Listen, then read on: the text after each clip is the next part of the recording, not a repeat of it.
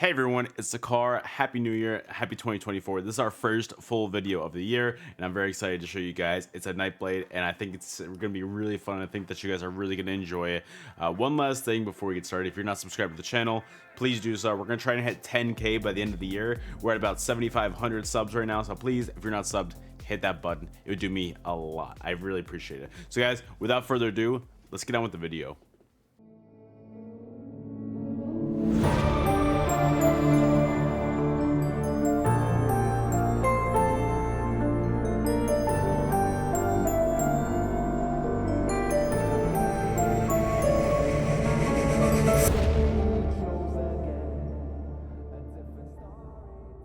Alright guys, let's get started. We're gonna look at our character sheet first. We're gonna be a Khajiit on our Nightblade. In my opinion, Khajiit is best in slot for Nightblade. The overall critical damage that you get from that just really complements Nightblade so well and just goes hand in hand. I really don't think anything comes close to it. Maybe Wood Elf is good as well if you really don't want to be Khajiit, but as far as what's best in slot for basically all Nightblade builds, it's Khajiit without a doubt.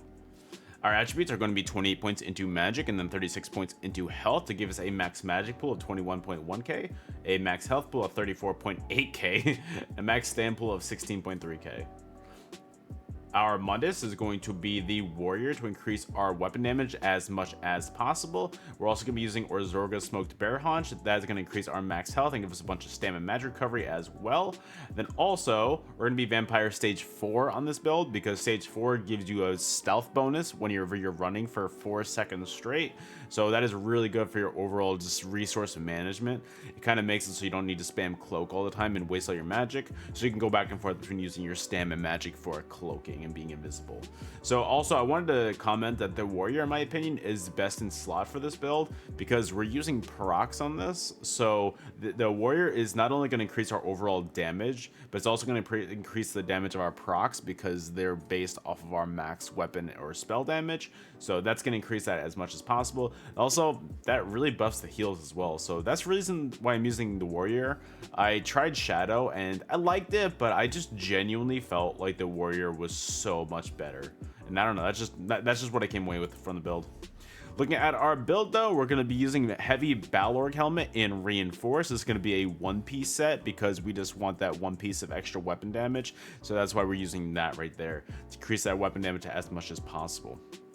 Our first set is going to be Ashen Grip though. That's going to be a heavy Ashen Grip chest piece in reinforced. Ashen Grip is going to give you a line of max health, weapon spell damage, crit chance, and then when you deal martial melee damage, you breathe fire to all enemies in front of you for 5,806 flame damage. And that's going to occur once every 4 seconds. So that's just a nice extra bit of oomph to get on your burst. I don't know if it's best in slot or not. I really don't, but I genuinely think that it's a lot of fun and it's just really great follow-up damage, and I've just been really liking it. I just think that that's what it comes down to, is I like it, and that's what it comes down to. Looking over, we're also using medium Ashen Grip shoulders in divines, medium Ashen Grip hands in divines as well, and then we're also going to be using a medium Ashen Grip waist in divines as well. And then also heavy Ashen Grip legs in reinforced. We have 3 reinforced pieces because honestly, I just don't like the regular ganker playstyle of just getting hit in 2 shots and then just dying. So I want to make it a little bit on the tankier side, and I'm really not upset about it. I really feel like the damage is still there, and I just can kind of survive a little bit more between this max health. And overall, the resistances are not too bad on the build at all times, 22.3k and 21.6k at all times, and that's not even buffed up. I don't even have my minor resolve up too. So overall, I really like it. Then our other 5-piece set is going to be Calirians. We're going to be using light Calirians feet in divines as well. I know a lot of you guys are thinking, Calirians in 2024, are you serious?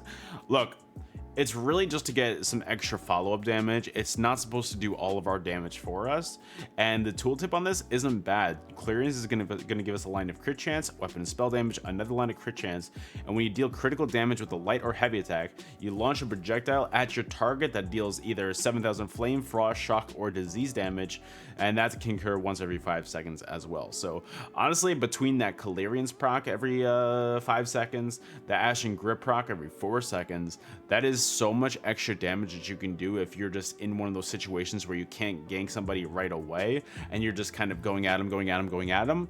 These two sources of damage are really going to apply your pressure so much, and I can't stress it enough how awesome it is. We're also going to be using Calirian's Necklace in Infused with a weapon and spell damage enchantment on it.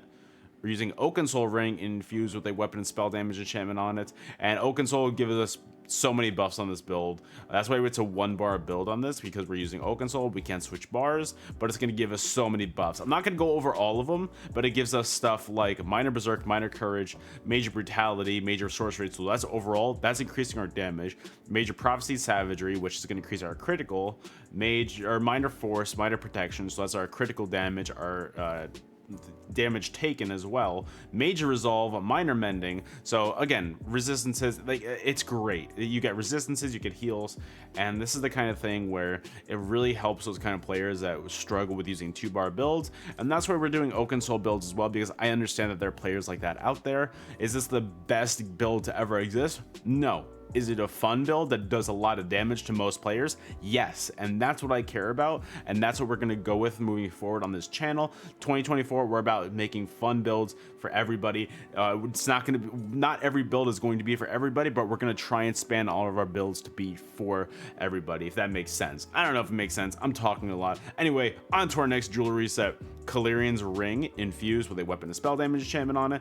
I like triple infused because honestly, it just gets our weapon and spell damage as high as possible, and I kind of like that. And then we're also using Calirian's Maces. We're using I can't even speak anymore. We're going to be using as our main hand a Calirian's Mace in Nirnhoned with a shock damage enchantment on it, and then we're using a Calirian's Mace in Sharpened with a disease enchantment on it for our offhand. Moving on to our skills, our main spammable is going to be Concealed Weapon. This is going to be a nice little bit of burst damage that you could do if you don't really finish, if you don't have an in-cab bow proc ready to go. Honestly, this hits so hard regardless. Also, it can leave your enemy off balance, so that can really help your overall burst potential. And then on top of that, you can get Major Berserk after hitting this, so that's awesome. Great source of damage. If you are ready to hit your in-cap bow proc and like your enemy already knows you're there, make sure you hit him with a Concealed Weapon first to get that Major Berserk proc, and it's gonna make the rest of your damage hit so hard for the next 10 seconds. And then also you get Minor Berserk just for having it slotted. So that's all, or Minor Expedition for having it slotted, so you're a little bit faster as well. Shadowy Disguise, this is going to be your source of kind of damage mitigation because you're going to be in cloak. Your enemies can't see you, so they can't damage you, and you also get them, you get to hit them by surprise. So honestly, make sure you're using this at all times. Cloak is your best friend on this build. Resolving Vigor, this is going to be a nice 5-second heal over time. It's going to get you pretty close back to full health because it is healing like crazy on this build. With a high weapon and spell damage, you get a nice tooltip. Also, you have Minor Mending at all times, so it is absolutely huge. Also, Minor Resolve, so you increase your physical and spell resistance by 3k for 20 seconds. And then Shrewd Offering, I like this morph better because the other morph gives you Minor Mending, and you already have Minor Mending on this build when you have Oakensoul, so make sure you switch to this morph when you're using Oakensoul. This is going to give you a nice 15.8k burst heal, and that is absolutely massive. It is so great. The burst potential on that is really nice. And then Merciless Resolve, this is going to be a nice little burst damage that you can do. You can build your stacks outside of combat now and then bring them into combat the next time. They do not go away. So my tooltip right now on this is 22.7k. So if you hit somebody with an in-cap than this, they are going to get deleted more likely than not. It's so hard, and I absolutely love it. And then Incapacitating Strike, this is going to be your ultimate on this build. If you get this above 134 ultimate, it stuns your enemies, so make sure you try and get that at all times. Remember, your Oakensoul also gives you Minor Heroism, so it is very easy to build ultimate when you're inside a combat. So honestly, try and make sure that you save your ultimates for 134. If not, make sure you hit them with a Concealed Weapon first and get that off balance. And then when you're ready to get your burst potential off, make sure you get a heavy attack into an in-cap combo. Boom. That is so easy. Great damage. And then our champion points are going to be Deadly Aim, Master at Arms, Untamed Aggression, and Fighting Finesse. Our red slottables are going to be Slippery, Rejuvenation, celerity, and survival instincts.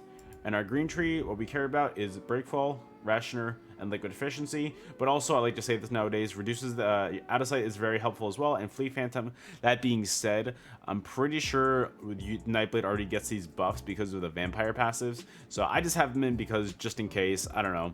I like to just double up on things just in case. I have the champion points to spare, so honestly, why not? And I also use tripods for this build because that's just going to get all of your resources back as soon as possible. I don't think that there's anything else I'm missing on this build. So guys, thank you so much for watching and watching to the end of this video. I'm gonna get some footage for you guys. Also, this is my first time using that new intro. Let me know what you guys think. There was a lot of work put into it and I'm really happy about it. And I really wanted to do something new to start off 2024. We've got some really big announcements coming up, just things that'll just change the whole content creation thing for me. And I'm really excited for you guys to see them. We've got some big plans coming up. So guys, if you want to, please, we've got all the socials in the description, my Instagram, my Twitter, my TikTok, my Twitch, all that stuff. If you guys have anything that you aren't following me on, please, I can't stress enough, do it. It would mean the world to me, and it is all free sources of support that you guys can give. I never really ask for you guys to pay anything, but if you guys could just do those follows, it would really mean the world to me. We're trying to hit 100 followers on Instagram. I think we're like 2 away. So if you're at this point and you are not following me on Instagram, hit that link, Sekaar TV. I'd really appreciate that. All right, guys, I've talked to you guys the ear off so much. Thank you guys so much for watching. I will see you guys on the next video. Later.